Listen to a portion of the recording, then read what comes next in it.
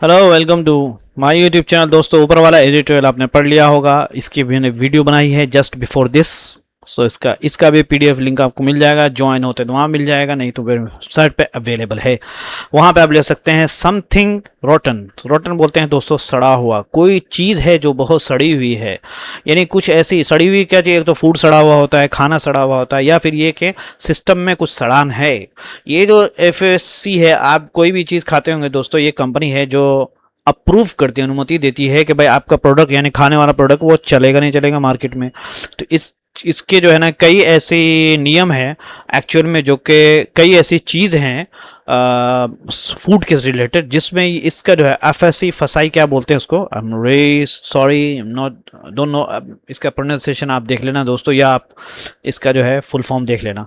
तो इसमें जो है ना इसके फूड से रिलेटेड कई स्थिति ऐसी है जिसको लेकर के इसका कोई कानून ही नहीं है। इस चीज़ पर हम बात करेंगे दोस्तों। नए तो चैनल को ज़रूर सब्सक्राइब करिए, ठीक है दोस्तों। अब हम चलते हैं आगे करके। दैट ये एफ जिसको बोलते हैं, इज स्टिल अभी भी नॉट अलर्ट। वो क्या है, एक्टिव नहीं है, चुस्त नहीं है टू अ सेफ्टी एस्पेक्ट, यानी सुरक्षा के पहलुओं को लेकर के, हिफाजती इकदामात को लेकर के ऑफ क्विक। ये जो बहुत जल्दी जो डिलीवरी फूड और ग्रोसरी एप्स के को लेकर के इनके तई ये लोग जो क्या क्या करते रहते हैं, कैसा कैसा फूड बांटते रहते हैं ये लोग जल्दी जल्दी के चक्कर में, इसके तई ये जो कंपनी है और ये जो डिपार्टमेंट, ये जो विभाग है, ये ज़्यादा अलर्ट नहीं है, सो रिया है। गोया कि ये चाह रहे हैं आप। नया तो चैनल को ज़रूर सब्सक्राइब करिए। देखिए दोस्तों, मैं आगे चलता हूँ, उसके बाद वोकैब को कवर करेंगे, फिर हम इधर आएंगे आपकी मोहब्बत से। तो दोस्तों, ये वाली पीडीएफ आपको मिलेगी, ठीक है, आप देख लेना। उसके बाद यहाँ देखिए, ये सेम पीडीएफ आपको मिल जाएगी, मेरी वेबसाइट में मिलेगी। चलिए मैं वोकैब को कवर करते हैं जल्दी जल्दी, फिर उसके बाद हम चलेंगे। ज़्यादा नहीं है दोस्तों, चूँकि दूसरा एडिटोरियल है तो इसमें ज़्यादा नहीं है। फेयरिंग का मतलब होता है दोस्तों एक जगह से दूसरी जगह पहुंचाना, जिसको फेरी फेरी बोलते हैं। ट्रांसपोर्ट, कन्वे, डिलीवरी, ये सब के सब सिनोनिम्स है। एंटोनिम्स है रिटेन, कीप, होल्ड। ऑनर्स का मतलब होता है जिम्मेदारी, रिस्पॉन्सिबिलिटी, ड्यूटी, ऑब्लिगेशन, ये सब सिनोनिम्स है। फ्रीडम, प्रिविलेज, एग्जामिनेशन, ठीक है, सब एंटोनिम्स है। एडहॉक का मतलब होता है दोस्तों स्थानीय, बिना योजना के, टेम्पोररी, इम्प्रोवाइज, मेकशिफ्ट, है ना, परमानेंट, प्लान, सिस्टमिक, ये सब के सब एंटोनिम्स है। उसके बाद पिसमल का मतलब होता है टुकड़ों में, अधूरा। फ्रेगमेंट्री बोलते हैं इसको से। पार्शियल, इनकम्प्लीट भी बोलते हैं। कॉम्प्रिहेंसिव बोलते हैं, कंप्लीट, थ्रू, ये सब के सब एंटोनिम्स है इसका। उसके बाद है देखो जक्सटापोजिशन। क्या है जक्सटापोजिशन का मतलब होता है साथ साथ रखना। इसका सिनोनिम्स है प्लेसमेंट, कंपैरिजन, अलाइनमेंट। सिनोनिम्स है एंटोनिम्स है separation, distance, isolation. The book uses क्या है जस्टापोजिशन इफेक्टिवली। पुस्तक में ये सब आप देख लेना, इसका मैंने यूज किया। बस मैं इसको पढ़ लेता हूँ दोस्तों। इंटरव्यूइंग का मतलब होता है आपस में गूंजा हुआ, जैसे इंटरलेसिंग, ब्लेंडिंग, मिक्सिंग। सिनोनिम्स आएगा सेपरेशन, डिवीजन, आइसोलेशन। उसके बाद है दोस्तों विटियोपरेटिव। विटियोपरेटिव का मतलब होता है कुट एवं क्या है अपमानजनक, अब्यूजिव, स्केचिंग और इंसल्टिंग, यानी जो बहुत बदतमीजी वाला हो, जिसको अपमानजनक बोलते हैं। सिनोनिम्स एंटोनिम्स आएगा रिस्पेक्टफुल, कर्टियस, है ना, कर्टियस है, पोलाइट, एंटोनिम्स आएगा। उसके बाद है दोस्तों ये है एसर्बिक। एसर्बिक का मतलब तीखी भाषा वाला, हार्श, बिटर। उसके बाद है कास्टिक, ठीक है, कास्टिक मतलब ये सब के सब सिनोनिम्स है। और एंटोनिम्स आएगा जेंटल, काइंड, प्लेजेंट, ठीक है। उसके बाद है ये पढ़ लिया दोस्तों। उसके बाद है डिफोल्केशन का मतलब होता है दोस्तों धन का गबन, एम्बेजलमेंट, फ्रॉड, मिस एप्रोप्रिएशन, है ना। एंटोनिम्स है honesty, integrity, accountability. The officer was for deflection, ठीक है। डिफोल्केशन क्या है, डिफोल्केशन का मतलब होता है अधिकारी को गबन के आरोप में गिरफ्तार किया गया। उसके बाद दोस्तों पेक्यूलेशन का मतलब सरकारी धन का गबन, ये इससे पहले मैंने पढ़ा था। सिनोनिम्स है embezzled, theft, misuse, honesty, integrity, fairness, ये सब के सब, ठीक है। उसके बाद आएगा दोस्तों मॉलफिजेंस का मतलब होता है पद का दुरुपयोग, मिसकंडक्ट, रॉन्ग डूइंग, करप्शन, सबका सिनोनिम्स है। एंटोनिम्स है इंटीग्रिटी, ऑनेस्टी, जस्टिस, ठीक है। चलिए मैं पढ़ते हैं। फ्रेजल वर्ब है दोस्तों पुश डीपर का मतलब होता है और अधिक विस्तार से करना, ठीक है। The company is pushing deeper into village, क्या है, कंपनी गांव में और अधिक विस्तार कर रही है। बी ऑन द जॉब का मतलब होता है काम पर लगे रहना। The police are on the job, police काम पर लगी है। फॉलो द रूल बुक का मतलब होता है नियमों का पालन करना। We must follow the rule book, हमें नियमों का पालन करना चाहिए। रिलाई ऑन का मतलब होता है निर्भर होना। I rely on my friend, मैं अपने दोस्तों पर निर्भर हूँ। कैरी आउट का मतलब होता है लागू करना। They carried out the plan, उन्होंने योजना लागू की। एंड अप का मतलब होता है अंत में होना। Don't and up making mistake, अंत में गलती मत करना। स्मॉल चेंजेस, ये आपने बहुत सुना, स्मॉल चेंज सबको पता है, क्या बता रहे हो सर, लेकिन इसका मतलब क्या है वो देख लो तुम। बहुत कम महत्व की चीज, यानी the fine is small change for him, उसके लिए जुर्माना बहुत छोटी बात है। यहाँ इसका मतलब यह है स्मॉल चेंज, कह रहे this is an small change for me. अब क्या स्मॉल चेंज या छोटा बदलाव, क्या तुम कहना क्या चाहते हो, कहना क्या चाहते हो। लेकिन अगर आपने ये मेरी वीडियो देख रखी होगी ना, आपको समझ में आ जाएगा कि बंदा कहना क्या चाहता है। राउंडिंग एरर का मतलब होता है बहुत ही गणनीय मात्र। The loss is just a rounding error, वो नुकसान बहुत ही गणनीय है। ब्रिक एंड मोटर का मतलब होता है भौतिक दुकान, इमारत वाला। It is a brick and motor store, ये एक भौतिक दुकान है। डिलीवर क्विक, जल्दी काम करना। The team must deliver quick, team को जल्दी काम करना चाहिए। अच्छा ये भी है, गेट अक्रॉस का मतलब होता है अपनी बात स्पष्ट करना। ठीक है। The teacher got the idea across clearly, शिक्षक ने बात स्पष्ट रूप से समझा दी। गेट अहेड का मतलब होता है दोस्तों प्रगति करना।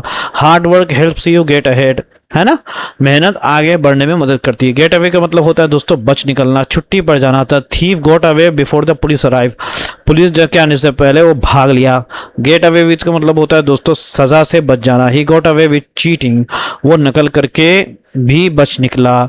गेट बैक का मतलब होता है वापस आना। आई गेट बैक बाय यू, मैं शाम तक वापस आया हूँ, या मैं अभी तुमसे बात करता हूँ। I get back to you, अच्छा यहाँ पे आ गया। गेट बैक टू का मतलब होता है दोबारा संपर्क करना। I get back to you tomorrow, मैं आपको कल जवाब देता हूँ। गेट बाय का मतलब होता है दोस्तों जैसे तैसे काम चलाना। We can get by on a small salary, हम कम वेतन में भी गुजारा कर सकते हैं। गेट डाउन का मतलब होता है दोस्तों उदास होना, नीचे उतरना। Don't get down over A small failures, छोटी असफलताओं से निराश मत हो। ठीक है, ये बहुत शानदार है। I go back to the editorial दोस्तों।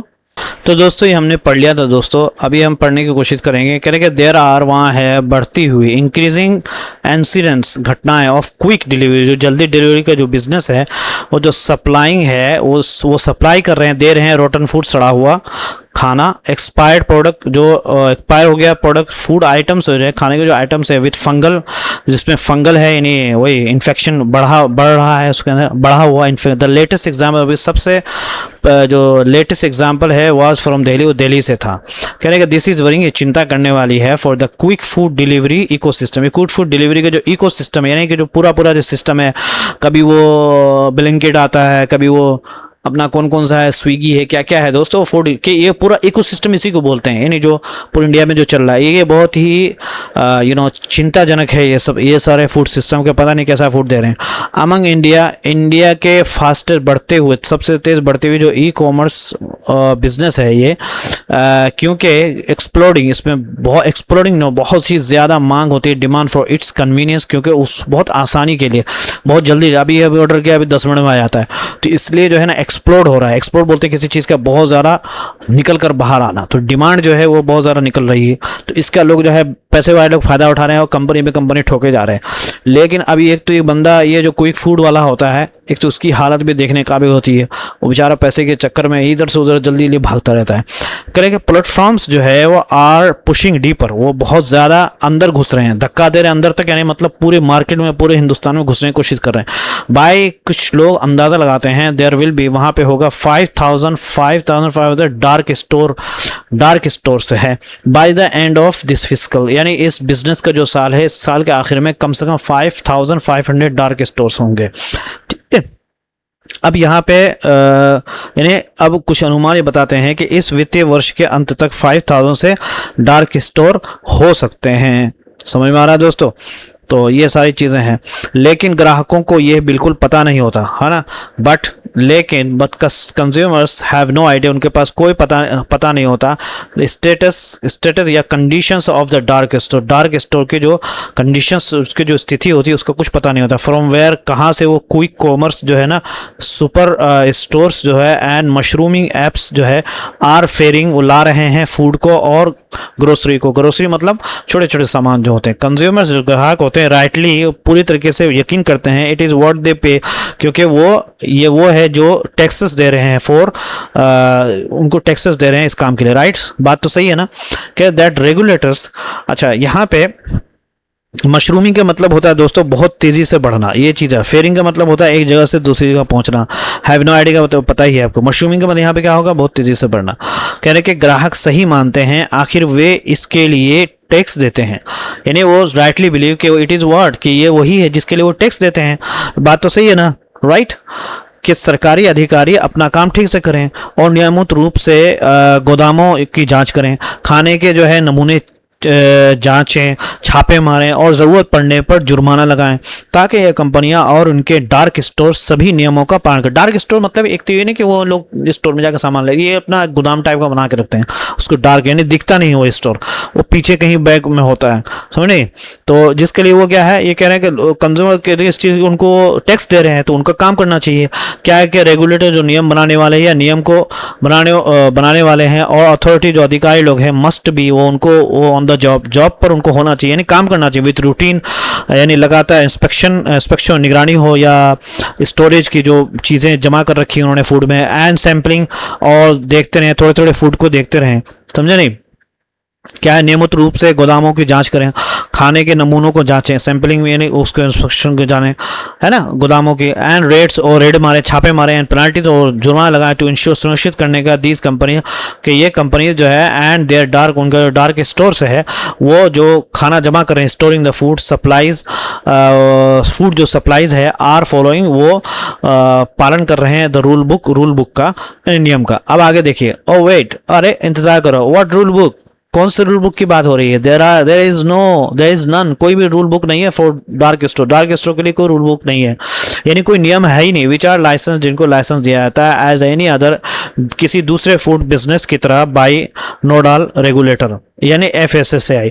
नोडल रेगुलेटर का मतलब होता है दोस्तों जो यानी मुख्य नियामक संस्था जिसको बोलते हैं, जो मुख्य नियामक संस्था उनकी तरफ से जो FSS, उनको जो एक ऑर्डिनरी फूड बिजनेस की तरह उनको लाइसेंस दे दिया था, हालांकि उनके लिए अलग नियम होना चाहिए। That is the grim reality. अब ये देख लो, कह रहे कि कड़वी सच्चाई, ग्रीम रियलिटी का मतलब होता है कड़वी या चिंताजनक सच्चाई है। कह रहे कि FSSAI का जो डिफेंस है इनवेरेबली इज दैट FSSAI हमेशा ये कहकर अपना बचाव करता है कि नियम लागू करने की जिम्मेदारी राज्य के खाद्य सुरक्षा विभाग की है। क्या है, इनवेरिएबल का मतलब होता है हमेशा। FSSAI के जो बचाव में, FSSAI अपने बचाव में इनवेरेबली हमेशा इज दैट, वो बचाव, ये FSSAI का डिफेंस क्या है हमेशा के लिए, वो ये है कि ऑनस, जिम्मेदारी जो है ऑफ इम्प्लीमेंटेशन, ये लागू करने का यानी रूल को लागू करने का, इज ऑन स्टेट, राज्य स्तर के जो फूड सेफ्टी जो विभाग से उनके ऊपर है। लेकिन बट इम्प्लीमेंटेशन, ये जो लागू किया जाता है, is not the problem here, यहाँ प्रॉब्लम ये इम्प्लीमेंटेशन का प्रॉब्लम नहीं है।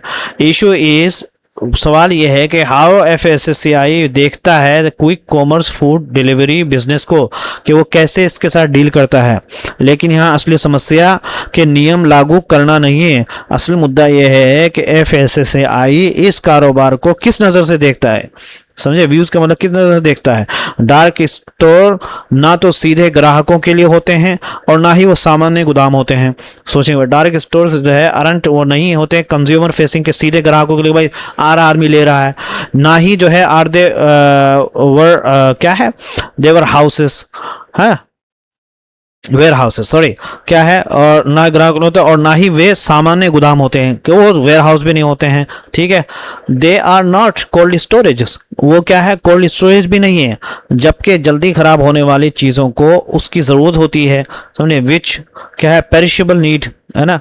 पेरिशेबल का मतलब होता है जल्दी खराब होने वाली चीज़ें, जो कि पेरिशेबल की ज़रूरत होती है, यानी जल्दी खराब होने वाली चीज़ों के लिए कोल्ड स्टोरेज होना चाहिए। डार्क स्टोर्स जो है आर हाइब्रिड, कहने के डार्क स्टोर जो है वो क्या होता है, मिला जुला रूप है, ना दुकान है और ना गोदाम है। हाइब्रिड बोलते हैं मिला जुला, है ना। हाइब्रिड मिला जुला, ना नॉट अ शॉप फ्रंट, ना ही दुकान है, नॉट अ वेयर हाउस, ना ही वेयर हाउस है, समझे नहीं। They are a new business, वो क्या है, एक नया बिजनेस, नई तरीके का बिजनेस एक के रूप में खड़ा हुआ है। दे आर क्या है, वो एक प्रकार का व्यापार, एक प्रकार का व्यापार है, पूरी तरह डिजिटल कंपनियों के लिए असली इमारत या दुकान जैसी ज़रूरत बन गए हैं, समझे नहीं। ब्रिक एंड मोटर का मतलब होता है असली दुकान या इमारत। क्या है, ब्रिक एंड मोटर असली दुकान, यानी ईंट और मोटर। रिक्वायरमेंट असली की ज़रूरत है फॉर अ होल, पूरी तरीके से जो ऑनलाइन का बिजनेस है उसके लिए एक ज़रूरत बन गई है, यानी ये एक नए प्रकार के व्यापार है, पूरी तरह डिजिटल कंपनियों के लिए ये असली इमारत या दुकान जैसी ज़रूरत बन गई है, ज़रूरत बन गई है मोटर रिक्वायरमेंट, समझे नहीं। इसीलिए इट इज एस्टॉनिशिंग, कह रहे हैं कि ये एंटिटी का मतलब होता है इकाई, यहाँ पे एंटिटी का मतलब क्या हो गया, इकाई। तो इसलिए ये हैरानी की बात है कि एफएसएसएआई ने अब तक नए नियम बनाने की जरूरत महसूस नहीं की। एस्टॉनिशिंग का मतलब होता है हैरान करने वाली बात है कि that FSSAI has not feel, उसने महसूस नहीं किया ज़रूरत फॉर अ न्यू रेगुलेटरी, नया नियम बनाने का, नया व्यवस्था बनाने का, फ्रेमवर्क। ओनली, ये सिर्फ इसलिए कि when there is a understanding, जब वहाँ पर, ये सिर्फ इसलिए है, समझिए, ये जब इन कंपनियों और उनकी फ्रेंचाइजों के काम करने का तरीका अच्छी तरह समझ जाएगा, तभी उनकी जवाबदेही तय की जा सकेगी। यानी जब इन कंपनियों और उनकी फ्रेंचाइजियों को काम करने का तरीका अच्छी तरह समझ जाएगा, तभी उनकी जवाबदेही तय की जाएगी। ये बात बिल्कुल सही है कि व्हेन इज अंडरस्टैंडिंग, समझना है, of how these companies and their franchises operate, चलते हैं, कैन अकाउंटेबिलिटी, के फिर जवाबदेही भी स्टैब्लिश को तय किया जाएगा, क्योंकि एफएसएसएआई को पता ही नहीं है एक्चुअल में कि चल कैसे रहा है ये। तो इसलिए कहना चाह रहे एडिटर साहब कि ज़रूर है कि वो उसको देखें कि वो कैसे चल रहा है, फिर उसके बाद नियम लागू किया जाएगा। दूसरा जो सबसे बड़ा प्रॉब्लम है इस एफएसएसएआई की जो कंप्लेंट बेस्ड कल्चर है, यानी कंप्लेंट बेस्ड का मतलब होता है दोस्तों शिकायत के आधार पर, यानी दूसरी सबसे बड़ी समस्या यह है कि एफएसएसएआई ज़्यादातर शिकायत मिलने के बाद ही जांच करता है। कंप्लेंट बेस्ड कल्चर जो है of inspections of food businesses, यानी क्या है, फूड जो बिजनेस के की जांच उसी वक्त होगी जब उसको कंप्लेंट मिलेगा, नहीं तो अपने से जांच नहीं करेंगे वो लोग। तो ये बहुत ही प्रॉब्लम की बात है, क्योंकि that is ad hoc. Ad hoc का मतलब क्या हो गया यहाँ पे दोस्तों, बिना योजना का या अस्थाई। That is ad hoc and piecemeal at best, यानी ये तरीका बस अस्थाई और अधूरा है। टुकड़ों में, पेसिमल का मतलब होता है टुकड़ों में है, यानी अधूरा है, समझ नहीं। एडहॉक का क्या मतलब हो गया, एडहॉक का मतलब हो गया दोस्तों, अभी मैंने बताया था आपको, बिना योजना के, बिना बगैर प्लान के, ये है। करेक्ट। द थर्ड प्रॉब्लम, जो सबसे बड़ी 3 प्रॉब्लम है, इंडस्ट्री एक्सपर्ट कहते हैं, यानी उद्योग जो एक्सपर्ट कहते हैं, इज दैट, वो ये है कि करंट पेनल्टी, जो अभी के जो जुर्माने हैं, आर स्मॉल चेंज, ये बहुत ही कम है, जो कुछ फर्क पड़ने वाला नहीं है। राउंडिंग एरर, समझे नहीं। राउंडिंग एरर का यहाँ पे क्या मतलब है, राउंडिंग एरर का मतलब होता है इतनी छोटी राशि की कोई खास फर्क नहीं पड़ने, यानी राउंडिंग एरर है, यानी बस कुछ फर्क नहीं पड़ता। यानी उद्योग के विशेषज्ञ कहते हैं कि तीसरी सबसे बड़ी समस्या यह है कि मौजूदा जुर्माने इस बड़ी कंपनियों के लिए बहुत मामूली हैं, उनके लिए ये बहुत छोटी रकम है, तो स्मॉल चेंज फॉर, जबकि आखिरकार वही सड़े और एक्सपायर सामान के लिए जिम्मेदार हैं। For the quick commerce super stores, quick commerce के जो सुपर स्टोर्स हैं, यानी डार्क स्टोर्स है, उनके लिए ये बहुत ही स्मॉल चेंज है, यानी छोटी है, और राउंडिंग एरर बहुत ही छोटी, यानी कोई ज़्यादा वो नहीं है। राउंडिंग एरर अगेन इतनी छोटी राशि की कोई खास फर्क पड़ने वाला नहीं है। अल्टीमेटली करें कि यही सुपर हीरोज अल्टीमेटली आखिरकार वही जिम्मेदार हैं फॉर द सड़े हुए और एक्सपायर वाले फूड के आइटम से। करें कि चिंता की बात है, concern over the dark store को लेकर के हैज़ बीन, ये रह चुका है कि हाउ दे आर रीशेपिंग, किस तरीके से वो दोबारा बना रहे हैं अर्बन को, कमर्शियल लैंडस्केप को। यानी डार्क स्टोर को लेकर चिंता की बात यह है कि वो शहरों के व्यापारिक माहौल को बदल रहे हैं, समझे। Has been how they are reshaping, बदल रहे हैं अर्बन शहरों के व्यापारिक माहौल को। लैंडस्केप यानी वो माहौल के, लैंडस्केप मतलब यहाँ पे क्या होगा, माहौल। कमर्शियल लैंडस्केप का मतलब हो गया व्यापारिक माहौल।